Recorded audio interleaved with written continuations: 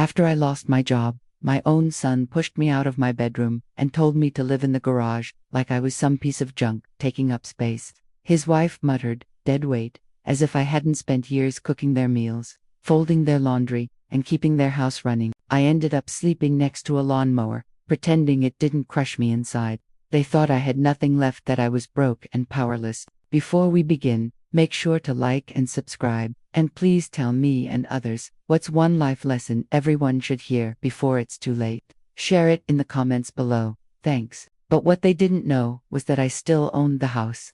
And hidden away, I had papers and proof that could ruin them if I ever chose to use it.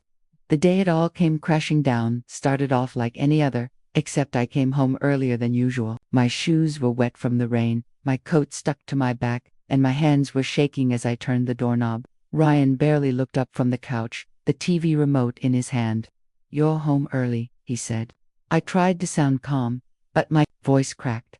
I had my final meeting. They let me go. After 24 years, I was told the company was restructuring. No more job, just like that. Ryan just blinked at me, then shrugged. "So, what are you going to do now?" Before I could explain I had some money saved and plans to maybe volunteer at the library, he cut me off. "You're not just planning to sit around, are you?" Then Ava walked in, carrying the baby monitor, her lips tight like she'd already heard. $10,000 a month gone," she said loudly. "Guess we'll have to adjust." When I tried to offer help, she shut me down. "No, it's fine. We've been thinking anyway. The baby needs her own room. That means the guest room, your room, has to go." My throat went dry. "What are you saying?" Ava looked at Ryan, and he gave me this fake little smile. "We figured maybe you could stay in the garage for a while, just until things settle." I couldn't believe it. 10 years I'd lived there. I paid off half the mortgage, bought every appliance in the kitchen, and now they wanted to shove me into a dusty, cold garage because I wasn't contributing financially. Ava had already cleared a space next to the water heater, like this had been planned for weeks. When I finally sat down on the little cat they set up, the silence was so heavy it felt like the walls were closing in. My back ached, my knees throbbed, and the only thing in the corner with me was a pile of forgotten Christmas decorations. Just when I thought it couldn't get worse, Ava snapped a padlock onto the outside of the garage door. "Safety first," she said, as if she wasn't locking me in like a prisoner. That night, curled under a blanket that smelled of attic dust, I thought about everything I'd lost. Not once did they ask how I felt. Not once did they care. Then my eyes fell on a letter sticking out of the mail bin by the door. With trembling hands, I opened it. It was from the county assessor's office, and there, printed clearly, was the truth. The house was mine. My name, Margaret H. Lewis Soule, owner, not Ryan's, not Ava's, just mine. I woke up stiff and sore, my neck hurt from the thin pillow, and my back ached from that hard metal cot. When I flipped on the garage light, it buzzed and flickered like it always did. I shuffled to the little corner where I kept a kettle and some instant coffee. No cream, no sugar, just hot water and something to keep me busy. I took one sip before I heard footsteps above me. Then the baby started crying, followed by Ava's sharp voice. "Did you forget the pacifier again?" Ryan mumbled something I couldn't catch. I poured the coffee into my old blue mug, the one I'd had since Ryan was a kid. For a second, I told myself maybe I was being too sensitive. Maybe they were right. But then I walked into the kitchen.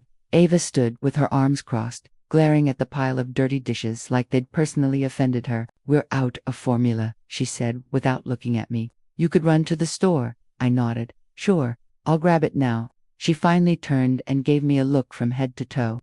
"You can use my card, but don't get the expensive brand, just the generic. It's all the same." I grabbed the keys. As I walked out, I heard her mutter, "At least she's still good for errands."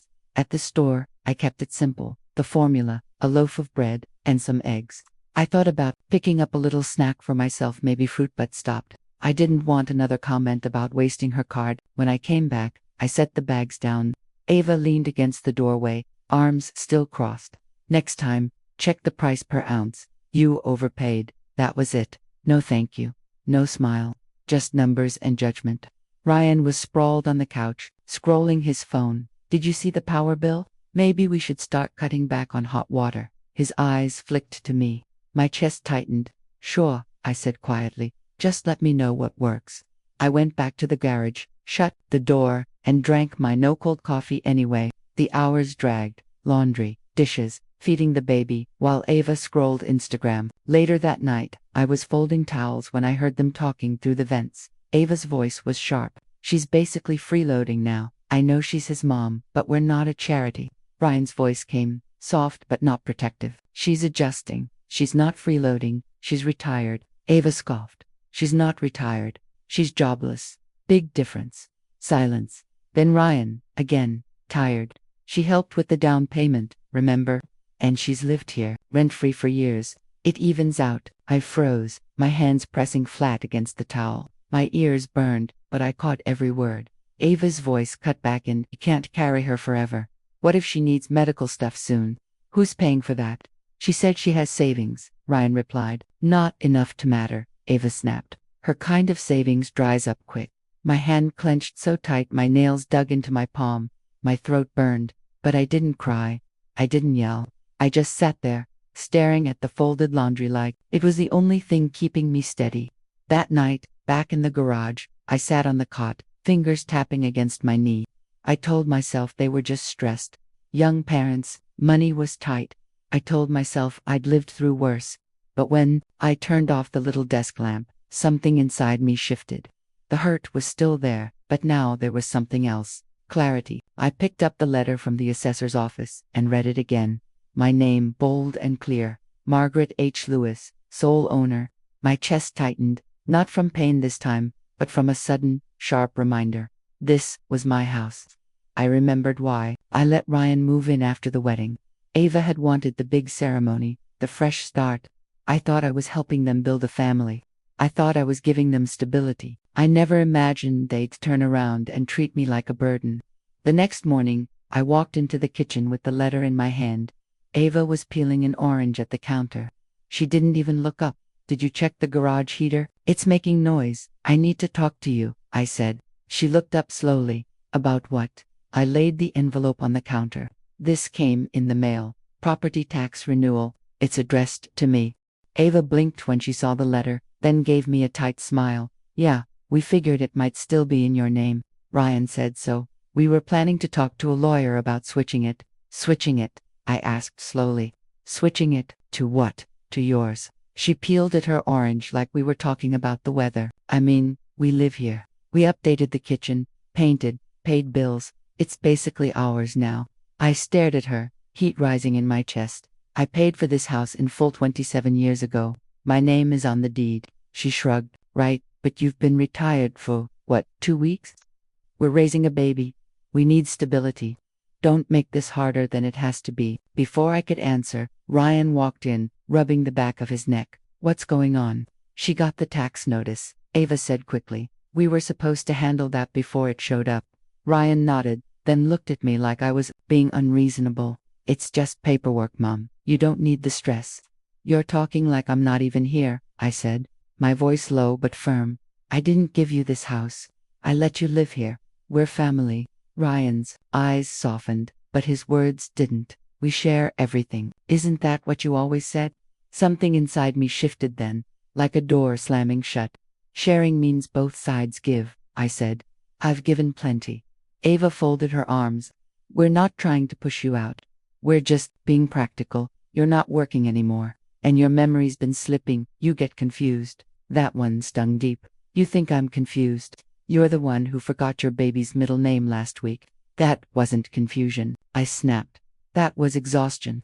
You woke me at 3 in the morning to heat a bottle while you took a phone call in the other room. Ryan stepped between us. Let's not fight. This isn't worth it, isn't it? I asked. My voice was steady now. You're planning to take this house from me. You've shoved me into the garage for weeks. If that's not a sign of what you think of me, I don't know what is. Their faces didn't even change. Calm cold. Like this was just business. Like I hadn't raised Ryan.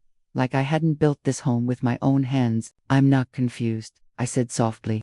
I remember every loan payment, every grocery trip, the day I paid this house off. I remember when you moved in with nothing but a suitcase and a toaster. Don't make this ugly, Ryan said. It's already ugly, I whispered. I turned and walked back to the garage.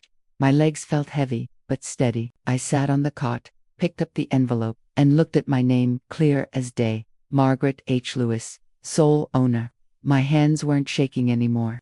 I slid the letter into my old leather folder with the rest of my important papers. Then I pulled out my phone, scrolled down to a name I hadn't tapped in years. Joseph Martinez, my old attorney. My thumb pressed call. "Hi, Joe," I said when he answered. "I think it's time we talked about reclaiming my house." A few days later, I was sitting in Joseph's office with a pen in my hand and the deed tucked in my purse. This didn't feel like revenge. Not yet. It felt like survival. "I want them out," I said simply. Joseph's eyebrows rose, but he nodded like he'd expected it. "You're still listed as the sole owner. We can file a 30-day eviction immediately. If they don't leave, the court will step in." "I want it airtight," I told him. "No loopholes, no stalling." "Then, that's what we'll do," he said. "But you'll need to serve them the paperwork either yourself or through an officer." I nodded. My hands were cold, but they were steady. For the first time in a long time, I felt steady. On the way home, I didn't go straight back. Stopped at a little cafe I used to visit after Catherine's doctor appointments. I ordered tea and sat by the window, watching strangers pass by, unaware of the storm in my life. For the first time in weeks, I didn't feel invisible. I felt awake. When I finally pulled into the driveway, Ryan was in the backyard tinkering with the baby's playset. Ava was by the patio door with a tablet in hand. I didn't say a word to either of them. I just walked to the garage, locked the door, and opened my notebook. I started writing not a diary, but a list. Every insult, every moment they dismissed me, every time they treated me like I was in the way. I wrote down Ava telling me not to microwave like an old lady. I wrote down Ryan's tone when he asked me not to talk too much in front of his friends. I listed the groceries I paid for, the bills I covered, the gifts I bought that were never acknowledged. I wasn't doing it for court. I was doing it for me. To remind myself I wasn't imagining this. I wasn't crazy. I was being erased, piece by piece. And now, I was done letting it happen. Ryan's words echoed through the vent. "It doesn't matter. We'll just file for ownership in a few months. By then, it'll be too late for her to contest." My blood boiled. I bit my knuckle to stop myself from screaming. Too late. They thought I was blind. Too weak to notice they were stealing my house out from under me. I picked up my phone and texted Joseph. "Paperwork ready." His reply came seconds later, printed and signed. "Let me know when to file." I didn't send the go-ahead yet. Not right away. I wanted to see how far they'd push. Over the next few days, I watched Ava plan a second baby shower, online expensive decorations, fancy venue. Ryan talked about refinancing once the title switched. They were already spending money they didn't even have yet. I started recording little clips, Ava rolling her eyes about my junk in the garage, Ryan muttering I should be grateful. They didn't stick me in a nursing home. I wasn't making a show of it. I was building proof. One night, Ava caught me in the kitchen. She poured herself a glass of wine and smirked. "Oh, you're still awake." "I live here," I said. "Evenly for now," she muttered. I stopped. "Did you say something?" She looked me dead in the eye. I said, "For now, things change. You should start thinking about assisted living. There's a place near the mall. Great reviews." I smiled, just a little. "Thanks for the suggestion." Then I walked straight back to the garage. I sat on my cot, opened my phone, and typed 2 words to Joseph. "File it." Seconds later, the reply came. "Filed. You'll get confirmation in 48 hours. Let me know when to serve." For the first time in weeks, I didn't feel powerless. I felt ready. The very next morning, Ava's voice shot down the vents. "Where's my birth certificate folder? The one with the mortgage application?" Ryan yelled back, "I didn't touch it. Ask her." I smiled to myself. I hadn't touched it either, but already, they were unraveling in. They hadn't even seen the notice yet. That morning, I skipped my usual coffee. I didn't want routine. I wanted action. I slipped upstairs. Ryan was on the phone, laughing. Ava was at the table, bragging about the florist she booked for her shower. "I just hope she doesn't try to attend," she said. "She won't," Ryan replied. "She barely leaves the garage." That's when I stepped into the kitchen. They both looked up, startled. I didn't flinch. "You'll need to find another place by next week," I said. "I've started the eviction process." Ava blinked. "What?" Ryan stood slowly. "What are you talking about?" I walked to the counter, opened the folder in my hands, and laid the notice flat. This house is mine, still legally mine. I filed. You have 7 days to leave. Ava's voice cracked. You can't do that. I just did. Ryan snatched the paper, his eyes scanning the words. You actually filed. Yes. My voice was steady, dead serious. Ava laughed, but her voice shook. Oh, that's rich. You think you can just kick us out? No, I said. I don't think. I know. It's the law. We have a child, Ava snapped. Where are we supposed to go? That's not my problem anymore. Her voice broke. You're heartless. I met her stare. You put me in the garage. You locked me out of my own life. I'm just giving you what you wanted, space. Ryan's voice rose. You can't throw your own family out. You threw me out first. I said calmly. You just didn't do it legally. Ava stepped forward, trembling. We'll fight this. We'll hire a lawyer. Then you'd better hurry, I said, because the sheriff will be here in 10 days. Ryan froze. You called the sheriff to pose the notice? Yes. I didn't want there to be any confusion. Something in him cracked then. He wasn't angry anymore. He was scared. Mom, please, let's talk about this. I looked at him, my son who had shelved me into a garage like trash, and shook my head. I tried talking. I said, you didn't listen. We need more time. Ryan opened his mouth, but Ava spun toward the hallway. I'm calling my mother. She'll know what to do. Good luck, I said, already turning away. You'll need it. I paused, hand on the doorframe. One more thing, don't damage anything when you leave. The property inspector comes on day 8. I shut the garage door behind me, my heart racing not from fear, but from relief, from power. For the first time in years, I could breathe. The garage wasn't home anymore. It was my launchpad, my freedom. Minutes later, I heard the sheriff's knock loud, heavy, final. I didn't get up. I didn't need to. The law was already on my side. I sat on the cot, reached for my notebook, when something caught my eye. A pile of Ava's mail had been tossed on top of my things. I almost brushed it aside until I saw it. A pale pink envelope with her name scrawled in the corner. My gut tightened. It was from the bank. I tore it open. My hands shook as I read. $20,000 withdrawn. My signature at the bottom, but it wasn't mine. A forged check. My savings gone. I stared at the letter for a long time. Too long. They had stolen from me while I slept in the garage under that thin blanket, thinking I was safe. My chest felt hollow, my breath tight. I grabbed my phone and called the bank, gave them the check number. The woman confirmed it was cashed last month, signature matching the records. It wasn't me, I whispered. She paused. Would you like to dispute the transaction? Yes, I said flatly. Yes, I would. I hung up, frozen. It wasn't just the money, it was the betrayal. They hadn't even flinched, hadn't said a word. They took it like I was already gone. I marched upstairs, no knocking, no hesitation. I dropped the envelope into Ryan's lap. Explain this. Ava barely glanced up from her phone. What is it? My bank just confirmed a $20,000 withdrawal. Forged signature, my savings. Ryan went pale. Ava didn't. She smirked. Clerical error. Banks mess up all the time.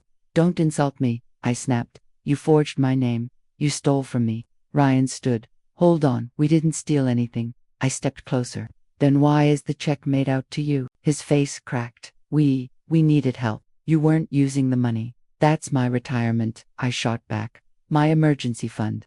Not your piggy bank for baby showers. Ava's voice rose, sharp.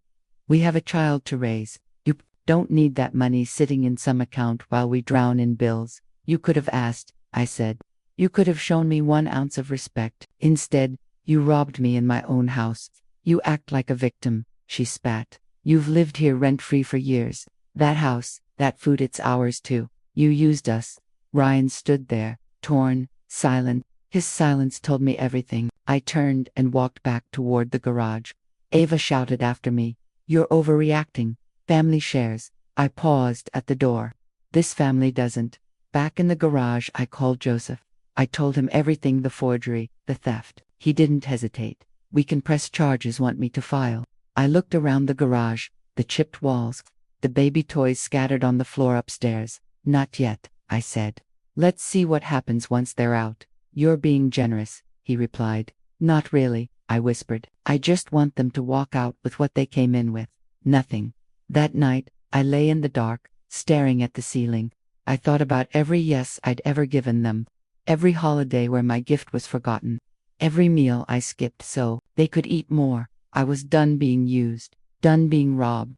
For the first time in weeks, I didn't feel afraid. I felt sharp, focused, unforgiving. Then, just as I began to drift, I heard Ryan's panicked voice outside the garage door. She knows. She's going to come after us. Ava hissed back. Then we drained the rest before she files. I froze, breath caught in my throat. They weren't finished. But neither was I. The next morning, I woke already knowing what I had to do. No hesitation. I pulled my documents from the storage bin beneath the cot. I checked my account numbers again, just to be sure. Then I walked straight into the kitchen. Ava was standing there, sipping her green juice like nothing in the world was wrong. "Morning," she said, barely looking up. "Where's Ryan?" I asked. She shrugged. "Shower, I think." "Why?" I held up the letter. The bank sent confirmation. The check was made out to him. The signature was mine. Her face didn't move, not even a blink. "I already told you it was probably just a mix-up." "It wasn't," I said firmly. "I spoke to a fraud officer this morning." Slowly, she set her glass down. "Are you threatening us?" "No, I'm giving you a warning." My voice was steady, calm. "This is your last chance to leave. If I file charges, it won't just be about the check. It'll cover everything: fraud, theft, financial abuse." She smirked, like she still thought I was bluffing. "Go ahead. No one's going to take the side of an angry old woman squatting in her own garage." "Then, you've underestimated me." Again. Just then, Ryan came downstairs, a towel around his shoulders, looking confused. "What's going on?" "She's trying to scare us with some fake fraud report," Ava snapped. I looked Ryan straight in the eyes. "You stole from me. You forged my signature." His face tightened. "Mom, you're overreacting. You're stressed. Maybe you forgot you signed it." "I didn't forget," I said. My voice didn't shake. "You took advantage of me. And the bank's fraud team is already investigating." That cracked his mask. His confidence slipped. "You wouldn't really go that far. You'd ruin our lives." "You ruined mine first," I said. I turned toward the door. "Check the front porch. The final notice is posted." Back in the garage, I sat on the cot. My hands shook, from fear this time, but from rage, from grief, from the fire building inside me. They really thought I would just roll over and take this. My phone buzzed. A voicemail from Joseph. "Got your update. If they don't leave by Friday, the court steps in. We're covered on all fronts." I opened the small drawer where I kept the papers Ava hadn't found. My savings bonds, old investment records, the statement from the house I'd sold years ago. They thought I was broke. They thought everything I had was in that one checking account. They were wrong. I still had over $200,000 sitting safely in a trust fund. A second house in Oregon. A safe deposit box with the keys taped behind the garage mirror. I hadn't been careless. I hadn't been weak. I just hadn't wanted to be cruel. Until now. That afternoon, I did something simple I hadn't done in months. I ordered lunch, just for myself. No asking, no offering to share. I sat on the front porch with a sandwich, watching Ava pace through the window with her phone glued to her ear, pointing frantically at the eviction notice. Ryan sat behind her, rubbing his temples, beaten down. I couldn't hear their words, but I didn't need to. I already knew the ending. I held all the cards now. And for once, I wasn't the fool in the room. I ate slowly, calmly, and when I was done, I strolled to the mailbox. One envelope caught my Irian's name. The return address. A payday loan company. I slid it back inside and left the door hanging open. Let the wind flap it. Let him see. It let their lies unravel without me lifting a finger. Back in the garage, I shut the door. For a moment, I thought I had no tears left. But one slipped out anyway, not because I was broken, but because I finally understood. They never loved me. Not the way I loved them. And that would be the last time I ever let love make me weak. That's today's story. If it touched you, leave a like and subscribe. And don't forget, share your own life lesson in the comments below.